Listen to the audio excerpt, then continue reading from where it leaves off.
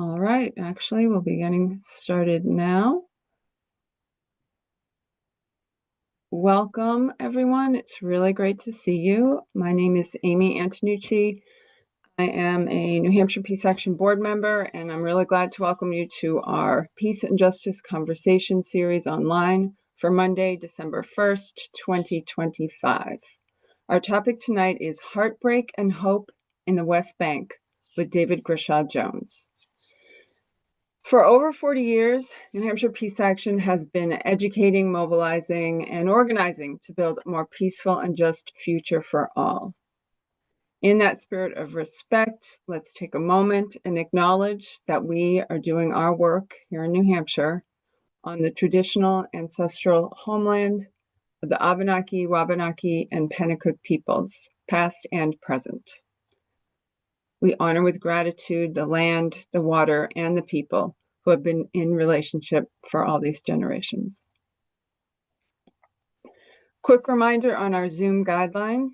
We love when your video is on. We understand if you don't want it to be, since we're live streaming and such.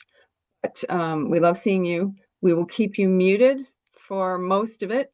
Later, we will be doing some hand raising for questions. And at that point, I'll be unmuting people one at a time or inviting you to unmute. The chat will be open the whole time, so go ahead, and if you have questions as they occur to you, you can put them in there. So with all that said, I'm really pleased to introduce to you our speaker for tonight. David Grishaw-Jones is the pastor at the Community Church of Durham, New Hampshire, and is co-chair of the UCC's Movement for Palestinian Solidarity.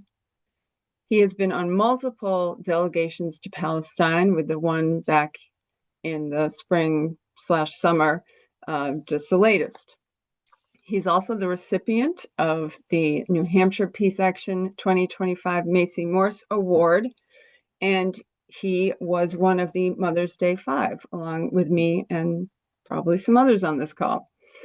So with all that said, please join me in a visible welcome to David, and I will pass it on to him. Welcome, David.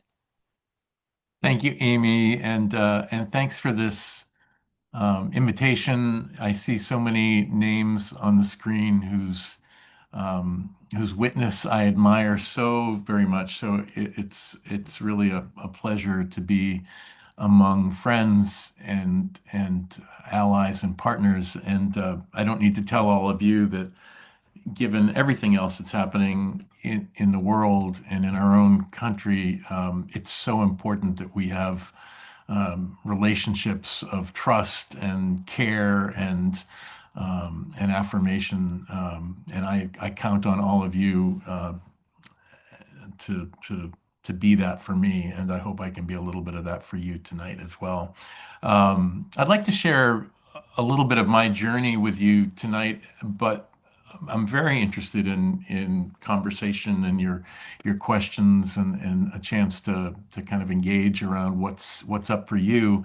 In terms of what I share with you, I just would like to share with you my particular reasons, some of my particular reasons for being engaged around the concerns for peace in Palestine, and in particular a little bit about my connection to faith communities in the West Bank, because that's really where it all started for me. And I realized that there are lots of different entry points. And that's what's great about New Hampshire Peace Action and the coalition as well, is that we come into this work and into this this kind of activism through many doors, and it's always interesting, more than interesting. It's always really important for me to be doing this work in a diverse community of folk. My entry point many years ago was through my faith community and through faith communities that I became connected to in the West Bank in particular, and so that really shapes kind of how I think about my own activism. It shapes my ongoing commitment. It continues to light a fire, I think, in me and hopefully in my community as well. And it's really a matter of faith and deep, deep concern that brings me back again and again and again to Palestinian partners and Israeli partners as well. Um, for the United Church of Christ, which is my community of faith, concerns around Palestinian sovereignty, Palestinian human rights, and Israeli human rights as well has been central for decades. And it's my privilege now to be serving as a co-chair for one of the groups within the United Church of Christ that pays really close attention to these concerns and to these issues. Um, and it matters to us because at the center of our faith tradition is a commitment to human rights, right? To human rights for all God's children. And if we're committed to human rights for all God's children, that also means special concern for issues of justice and peace. And not just any peace, but in the UCC, we like to talk about God's passion for a just peace. That peace apart from justice and peace apart from meaningful reconciliation and repair is really not peace at all. So in our tradition, we try as much as we can to use the language of a just peace and imagine with our partners what that just peace might mean for all the peoples of the world and for all peoples in any one particular conflict. So that's important to me, that I and that my community is a part of that work, that passion for a just peace. The other thing that I'd like to say about the United Church of Christ and about my commitment to it is that over many years, and several of you on the call know more about this than I do, but over many years we have tried deliberately to shift our notion of mission. In the old days, 18th century, early 19th century, this notion of Christian mission involved kind of taking Western culture to other parts of the world and kind of populating the world with our own brilliant Western notions of religion and ethics. We've tried to really heal ourselves of that mistake over the last many decades. And so now when we talk about mission and when we talk about our life in the wider world, we're not talking about imposing upon the world our wonderful Western religious ideas. We're talking about partnering with friends in many parts of the world and learning from them, learning with them, serving with them, and allowing them to challenge our assumptions and our faith and our traditions in every possible way. So, what's been so thrilling for me over the years, and particularly this last summer, about my relationships with Palestinian Christians, is that they have challenged me to think about my faith and to experience my faith in ways that were I left to my own devices, it just never would have happened. And so, notions of justice, notions of occupation, notions of racial equity, notions of repentance, even down to the sort of core spiritual stuff like what is prayer and what is confession and what is the gospel. All of these things have been transformed in my experience through my relationship with Palestinian Christian friends. So it really has been faith changing and life changing for me. I went last spring for 2 months as part of a sabbatical, which was extended to me by the Community Church of Durham after 6 years of ministry. There's this wonderful provision in our tradition for some time off, and I chose to use a big chunk of my time off on this journey to the West Bank to visit with some of these good friends and these partners there, recognizing that this is a moment of extraordinary vulnerability and fear and injustice in the Palestinian communities, all the Palestinian communities of the West Bank. I wanted to see that for myself. I wanted to I wanted to touch and hug the people that I loved there, and mostly I wanted to explore in their presence. I knew that my going wasn't going to make a hill's beans of difference, but I wanted to, I wanted to understand for myself what solidarity might mean for me now.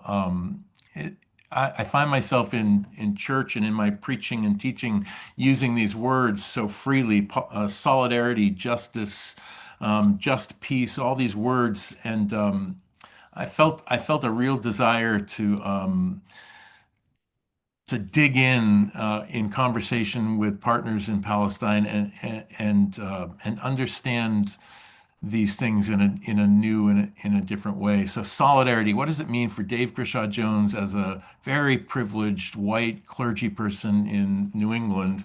What does solidarity mean to me now, as a matter of faith, as a matter of conscience? How do I express that solidarity with the choices I make about my life, with the ways that I spend my money, the way that I use my time? What does solidarity mean for my church community? Is it possible for a church community in the States to express meaningful solidarity with Israeli and Palestinian activists halfway around the world? What would that look like? And I felt like I needed to be there. I needed to talk to folks.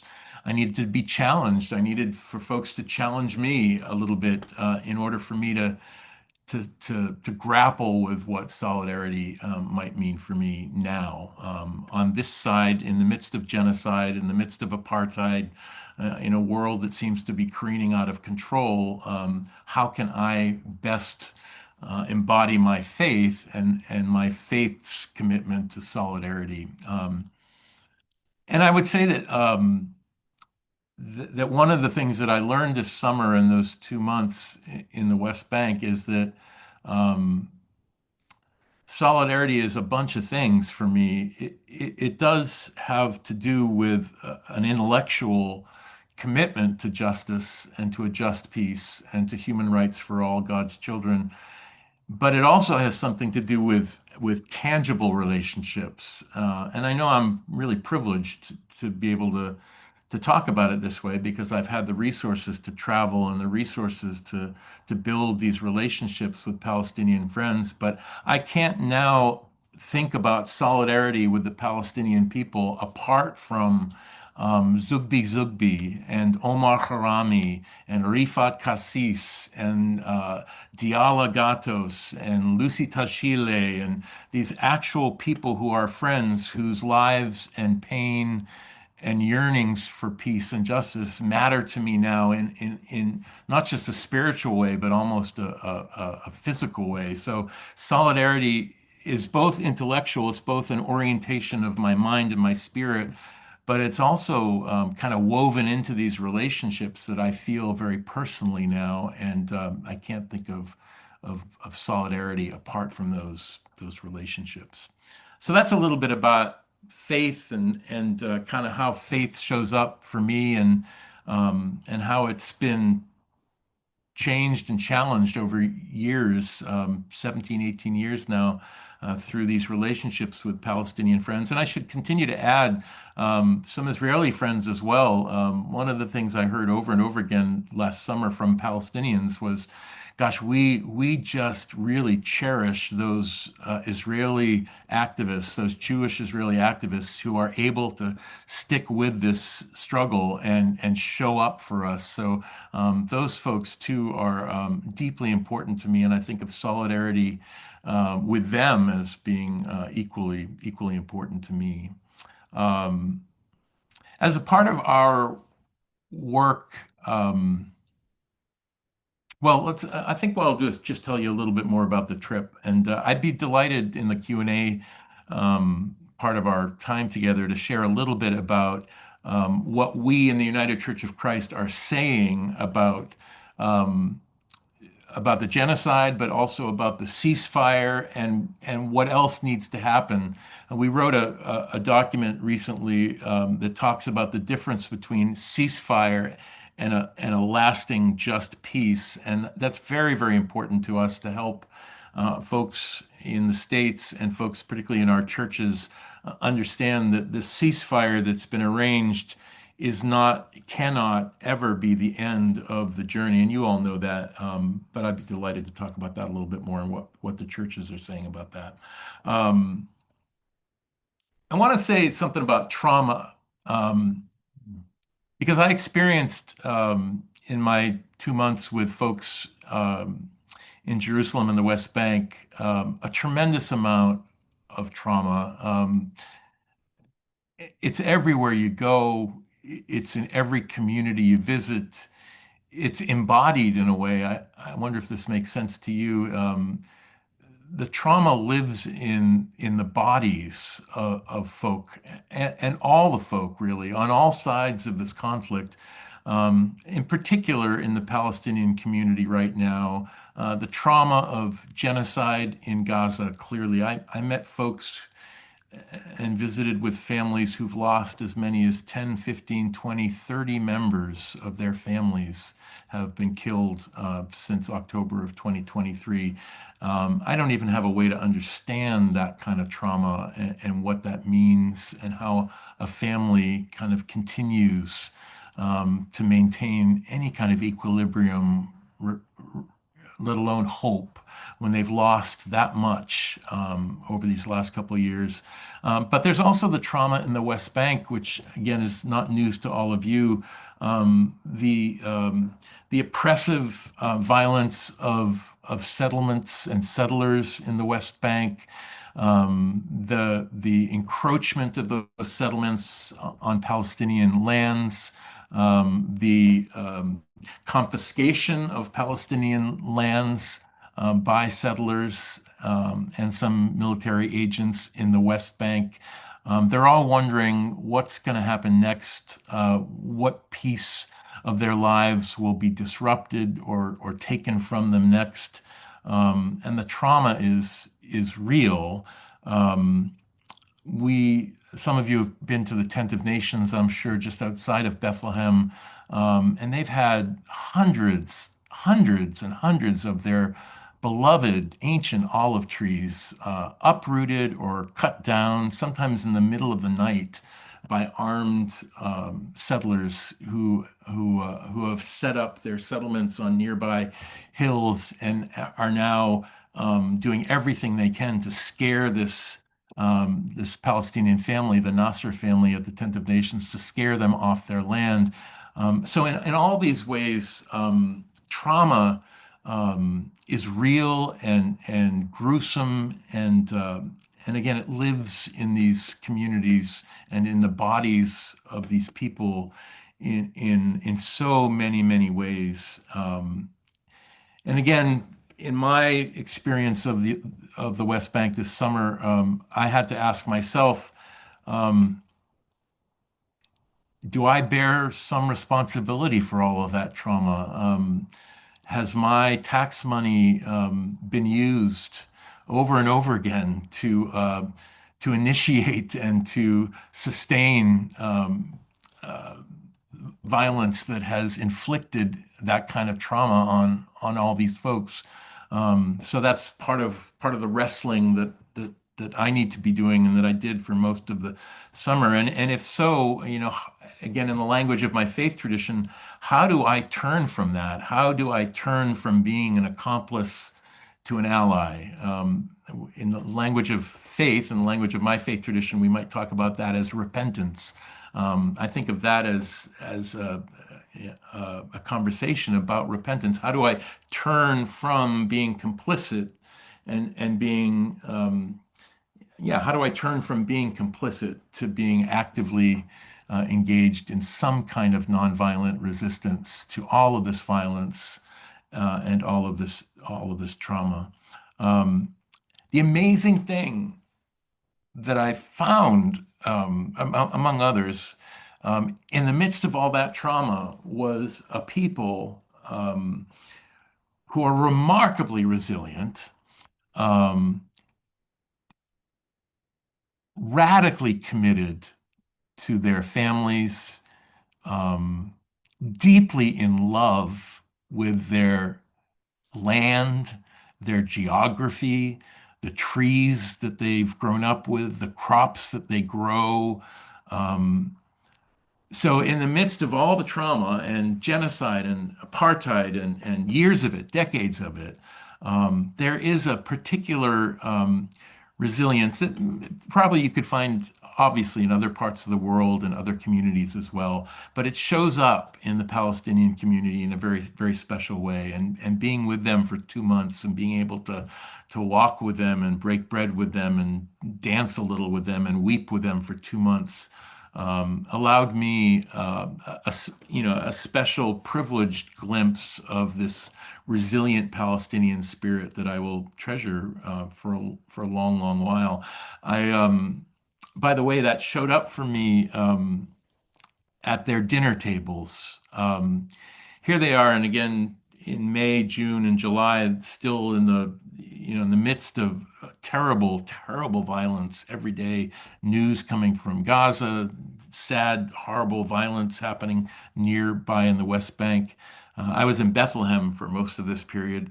Um, they would invite me to join them, my hosts, for Sunday dinners and Friday night dinners, and at every one of these tables, the conversation was bright and animated, often filled with laughter and joy and reminiscences of times gone by that were better.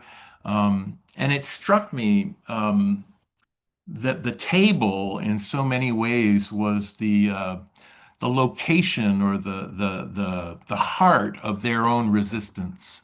Um, their own resistance, their own ability, the Palestinian capacity for imagination and hopefulness was fed, literally fed at the table as they served up these traditional Palestinian dishes, as they laughed with their children, as they wept about the latest bad news. There was a particular kind of sacramental strength that happened at every one of those tables, and I was just deeply privileged to be invited to share at so many of them over those 2 months. The bulk of my time there was spent in Bethlehem with the Zugby family. The Zugby family is a Melkite Catholic family in Bethlehem that has been a part of that Palestinian Christian community for generations. And Zugby is the founder. He's a nonviolent um, uh, theologian in a lot of ways. He's a nonviolent practitioner in a lot of ways. And he was the founder of the WIAM Center in Bethlehem, which exists. Some of you maybe have been there. It exists right adjacent to the apartheid wall in one part of Bethlehem. And I was able to stay with Zugbi and his son Tarek for most of those 2 months in their home, actually. And they just invited me to share in so many parts of their community's life and their family's life. And it was through them and with them that I sat at many of these tables and got a chance to experience this resilient Palestinian spirit, which, by the way, they name, and many of you know this Arabic word "samud" as being that word meaning steadfastness, resilience, hopefulness. It carries so much of those meanings, and samud is what I would describe as the real gift of those many tables and those many meals. Couple things, and then I'll open it up to your questions. In our work with the United Church of Christ partners, we have a very special relationship, not only with Zugbi and his WIAM Center, but we have an equally important relationship with the group that calls itself Kairos Palestine. Kairos is that Greek word that comes down theologically to us over the centuries and carries this sort of sense of urgency.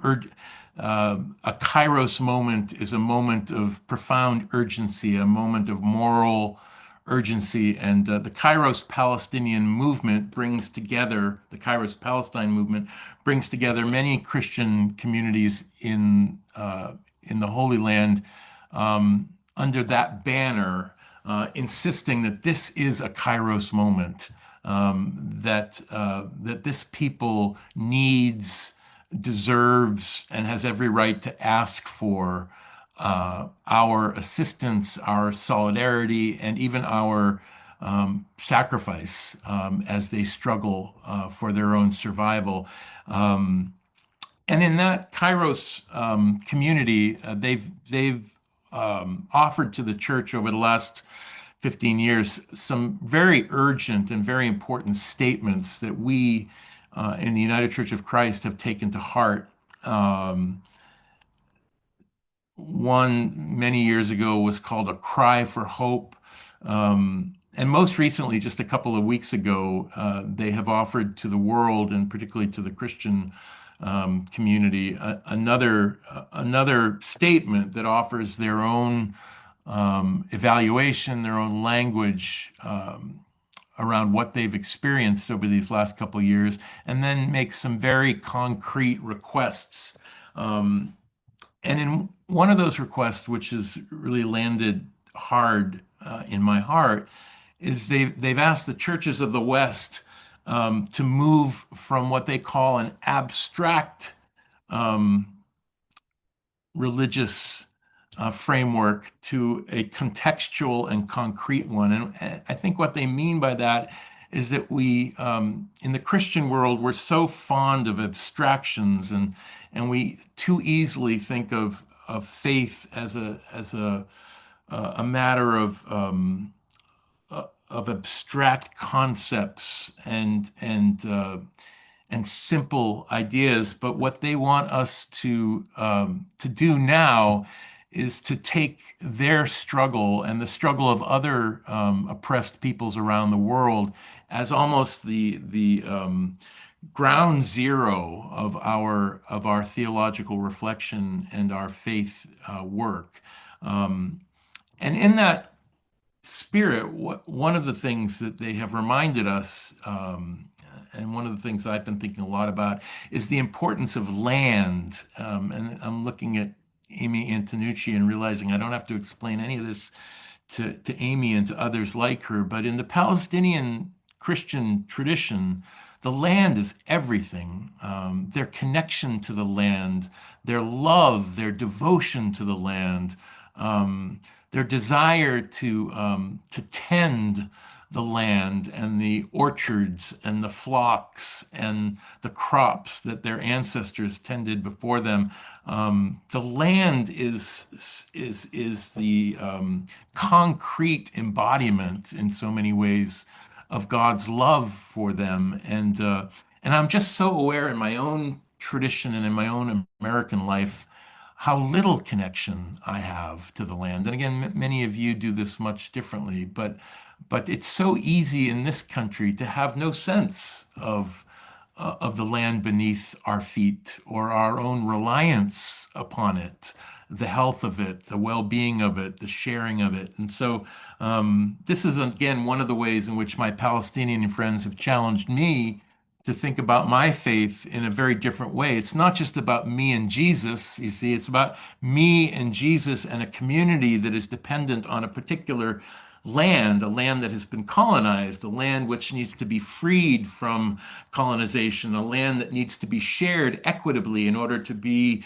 truly all that it can be so that we can be truly all that we need to be. And again, this is just one of the ways in which my Palestinian friends have challenged, shaped, and expanded my understanding of my own tradition and what it might mean for me and for my community going forward. Lastly, let me just share this before the Q&A part. I met a Palestinian human rights lawyer in Beit Sahur in the West Bank in June. Her name is Dalia Kumsia. And Dalia actually is a cousin of Mazen Kumsia, who's a friend of many of yours, a good friend of Amy's. Dalia is I'd say she might be 35, 37, brilliant attorney who has devoted herself to human rights in the West Bank. And she shared with me this story, and some of my church friends have heard it a bunch of times already, so I apologize for repeating myself. But it's a story that just really, really matters for me and that I carry with me now. She said that her grandmother, Dahlia's grandmother, who's gone now, who's died now, but Dahlia's grandmother remembered a time in the West Bank, in Bethlehem and its environs, when Jewish mothers and Muslim mothers and Druze mothers and Christian mothers would sit together in the town park watching their children play. Um, and enjoying the energy that their children created together in this town park. That these Jewish moms, Muslim moms, Druze moms, Christian moms, that they enjoyed one another, they enjoyed one another's kids, they'd laugh together at the same jokes. They were a part of one community in Bethlehem. This is the early part of the 20th century, before the Holocaust, before the creation of the State of Israel. But Dahlia is saying that her grandmother remembered that time as sort of a shining moment in her life and a shining moment in her community's life.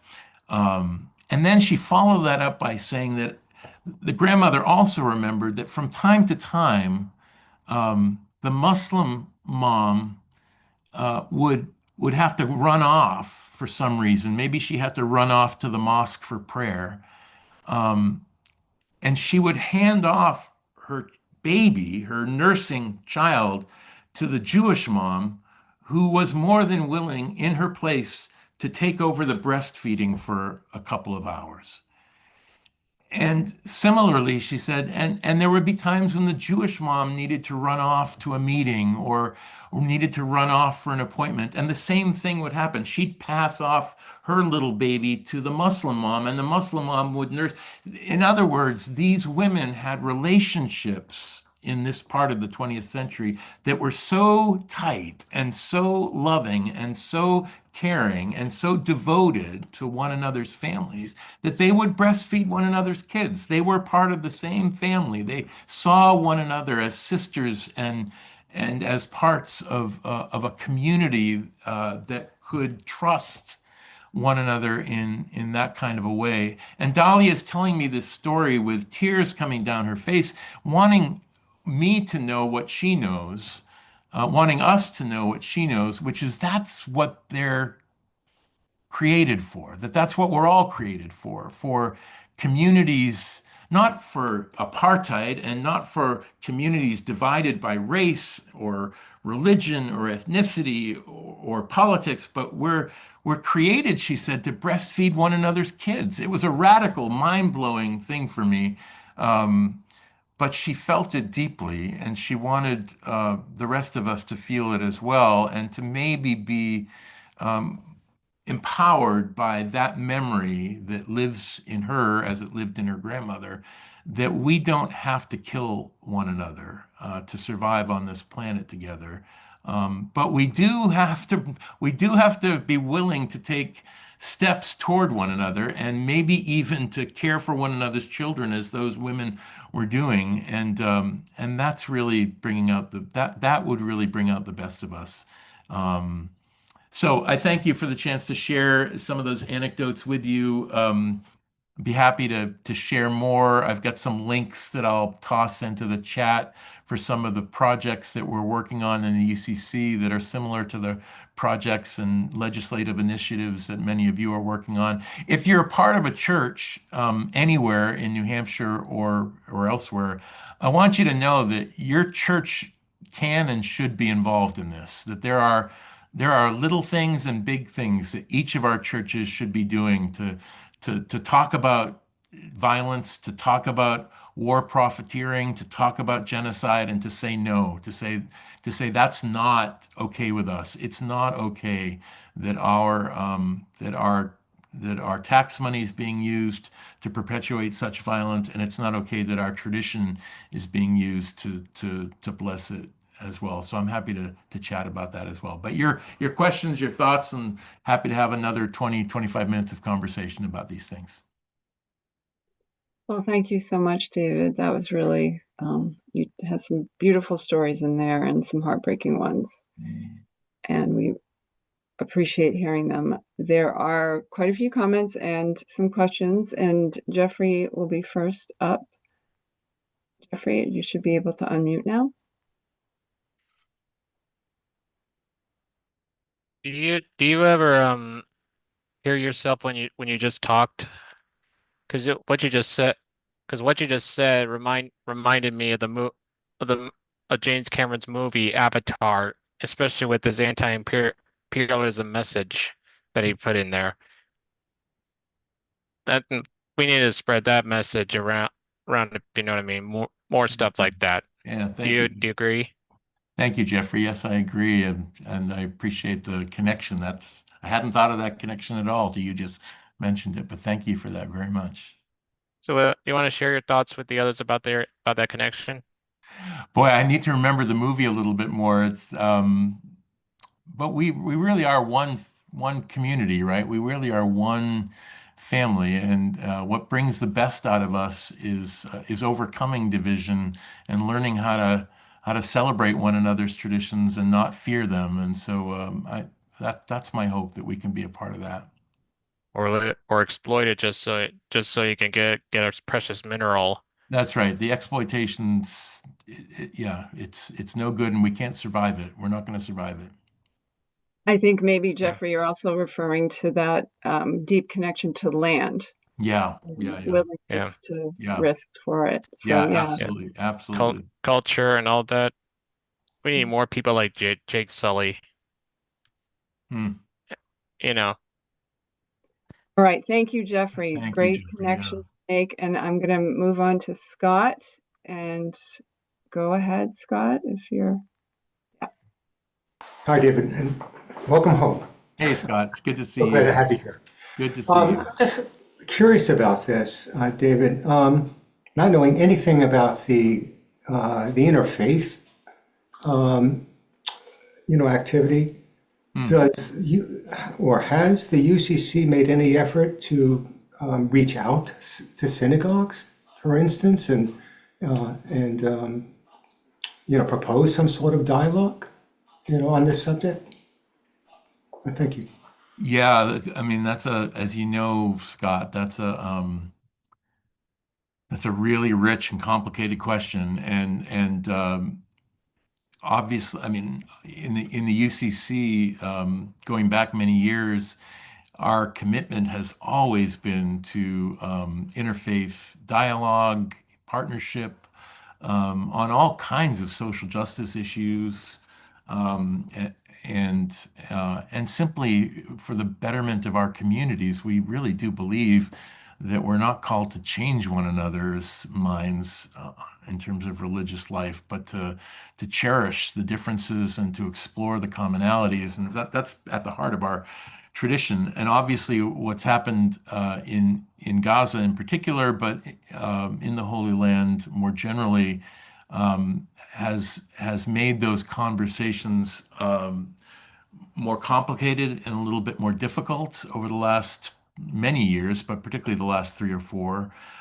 So yes, we should be able to have conversations about hard things, right? And we should be able to even disagree about some of those very hard things.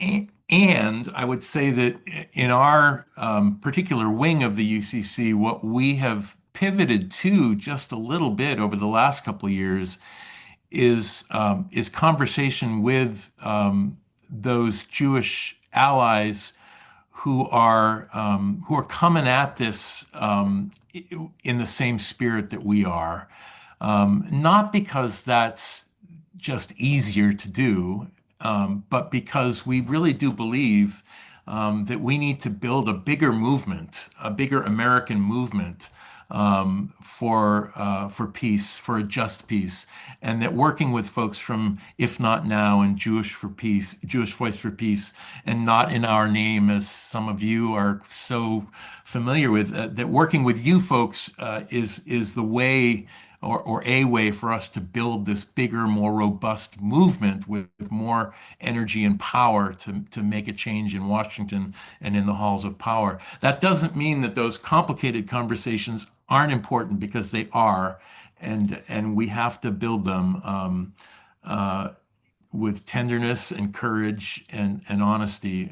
But they have become harder to have in over the last several years. And again, in the West Bank, what I heard from folks was, yes, we're having a hard time. Some of our Israeli allies are having a harder time finding us now because the walls are thicker and the barriers are many. But when we do find them, they are so important to us. We cherish our Israeli friends and need them so very, very, very much. And they would say the same thing about those of you in Not in Our Name and Jewish Voice for Peace and in the Jewish community here. They're so fond of you and so glad for your vocal support and solidarity. It means the world to them to know that there is that voice within the Jewish community here and there. Sorry for the long-winded response, but it's a big one, you know.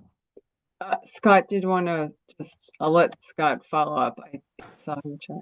Very quickly, I just want to encourage you to make that outreach. As we know, difficult conversations are difficult, but they're opportunities. They are. Yeah, absolutely are. And just without saying names, I did get a call last spring before I went to Palestine, actually, from a rabbi here in the state. There aren't a lot of them, but and he said, I disagree with you and what your church is saying about this, but I really do respect that you're making a commitment to going at a dangerous time, and I'd like to know more. I'd like to, and I mean, that's exactly what we want. So he and I didn't leave that lunch agreeing on everything, but we understood one another and our motivations more. And I think what you're saying, Scott, is that's really worth it. I mean, that effort and that conversation is worth it. So I appreciate the encouragement.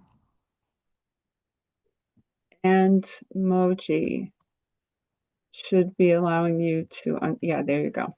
Oh, hi, and thank you.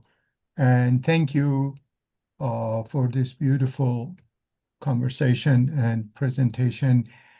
In the chat, I sent a comment which Jeffrey said for me to explain, which is what I would like to talk about. I wrote, as a Sufi Muslim from Iran, I'm an Iranian American peace and human rights and nonviolence activist as a Muslim. I say freeing Christianity from colonialism is basically the same as freeing Judaism from Zionism, which is similar to freeing Islam from quote unquote Islamic fundamentalism and freeing Hinduism from Hindutva. And basically what I'm talking about is that these are different forms of abuse of religion. Abuse of religion by political and economic and racial and Goliath forces. And that goes back to ancient Persia, where Zoroastrianism needed to be freed from a form of a Persian caste system, abuse of religion. So thank you for standing up to abuse of Christianity as a person who belongs to the sacred Christian tradition. We are all in the same boat. And regarding the nonviolence, I call it Iranian nonviolence, and I have spoken. And the story of breastfeeding, Jews and Jewish and Muslim mothers breastfeeding one another, I would like to remind folks about what Rumi said 700 years ago. And he said, impossible to wash blood with blood, impossible. And so this kind of nonviolence is something that is, in my humble opinion as a Muslim, is shared by all sacred traditions which have been hijacked by colonial and racist and other Goliath forces. So comments, please. Thank you. No, I mean, none of that. And None if of you that. want to, by the way, I would love to participate in interfaith dialogue and bring a different, because of my background, Yes, yes. bring it a little different perspective on it. I would love that too, Moji, and I'd love to spend more time with you. Yes, I mean, I can't, none of that, you said it all perfectly. I can't say it any better than that. I do believe that that all of our traditions need constant repair and honest reflection, right? And these things that you've named do live, that's why for me, and I hope folks who know me, I don't know, would agree. I really I want to approach this work as humbly as I possibly can because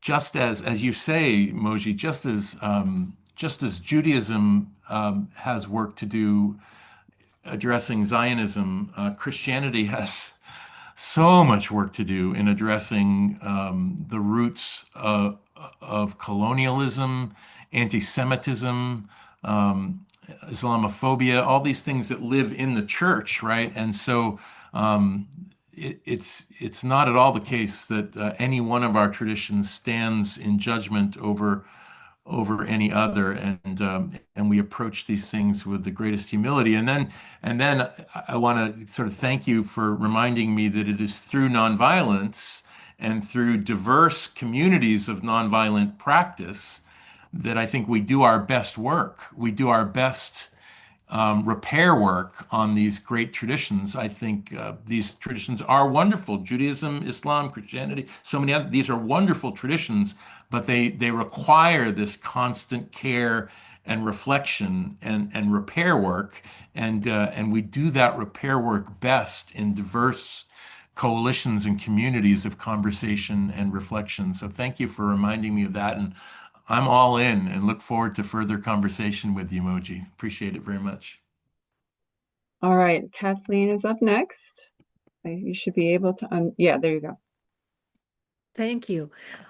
Well, I've mentioned in the chat that I have been attending on Zoom a UCC church during the genocide, and our little UCC church online, Tree of Life, I would say everybody is anti-Zionist. But is the denomination anti-Zionist? I ask that. I mean, I think it probably is complicated because I am of the Mennonite Christian faith. Some of our congregations are very anti-Zionist and some are not. So what about UCC? Wow, wow, wow. And you're in Virginia, it looks like, yes? Yes. Wow. Yeah, so that's a complicated question because the UCC cherishes independence so very much that each congregation, that each association of congregations really has permission to chart its own course, particularly when it comes to controversial questions and ethical issues. There's no pope, there's no bishop, and what we can do is we can speak truth to one another and we can challenge one another to pay attention and to take action. But then each one of our congregations and each one of our clergy folk are empowered to chart their own course.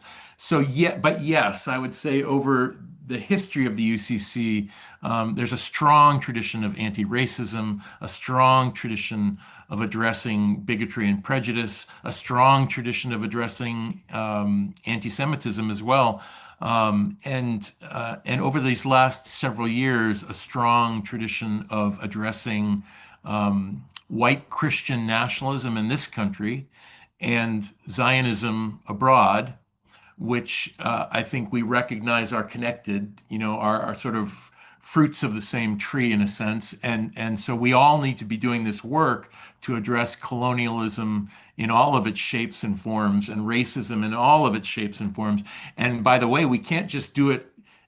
We can't just address Zionism and think our hands are clean. We've got to address how white Christian nationalism works in our midst here, and turning from that to something much more faithful and I would say even biblical.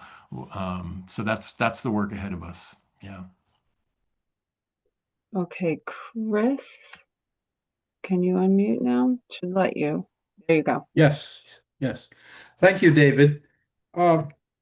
My understanding is that the Israeli education system does a lot of hard work trying to dehumanize the Palestinian people.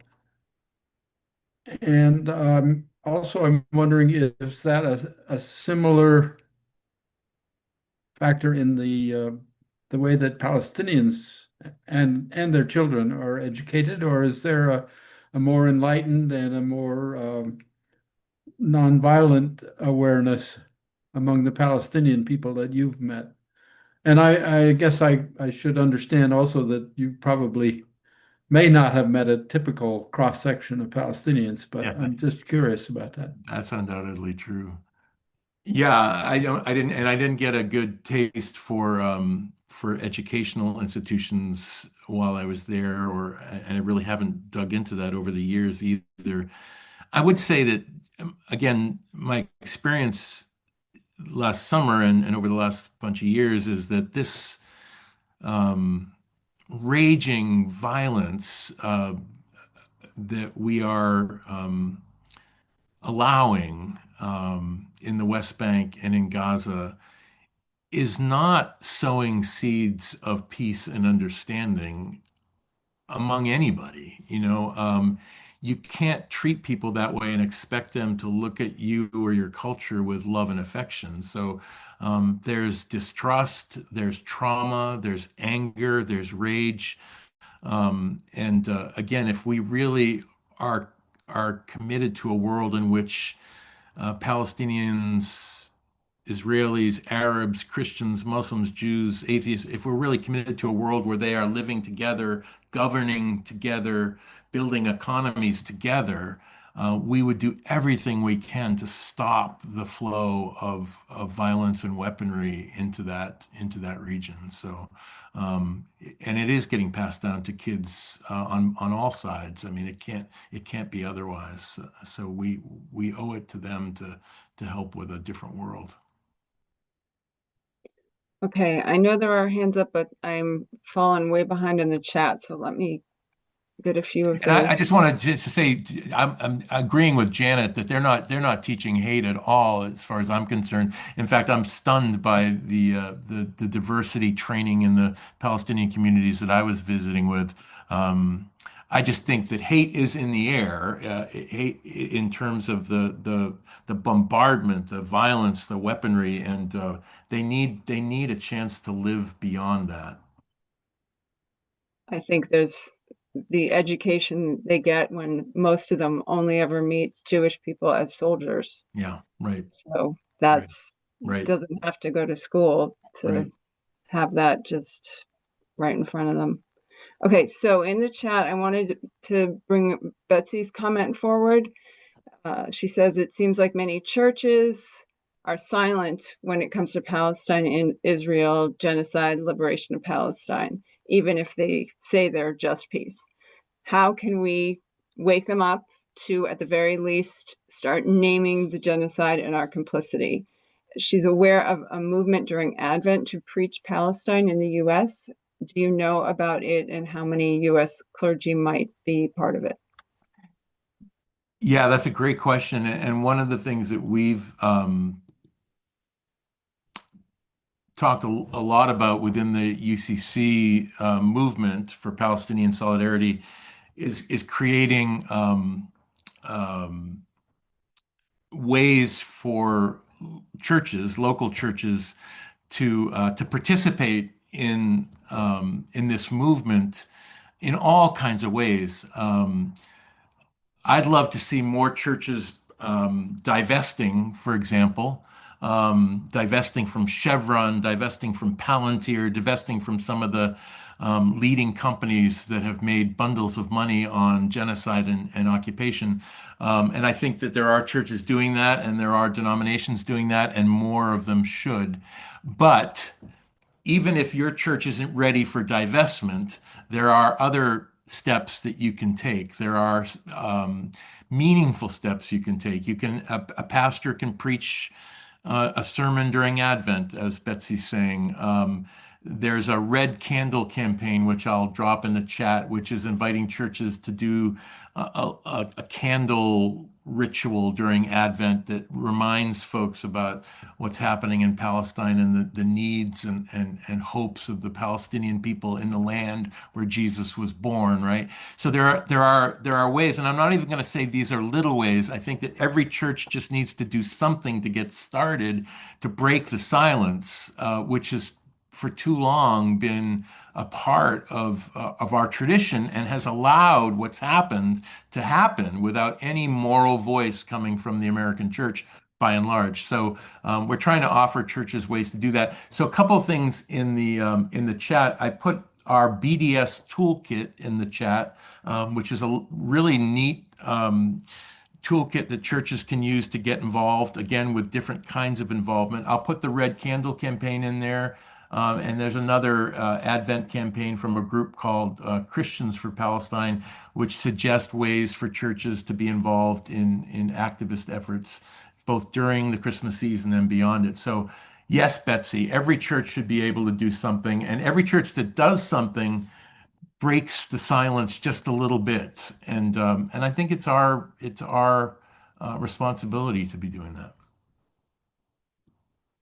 So we are coming to the end of our time. I'm aware we did not get to all questions, and I am sorry about that, but we're really thrilled that many folks, so many of you wanted to engage on this topic.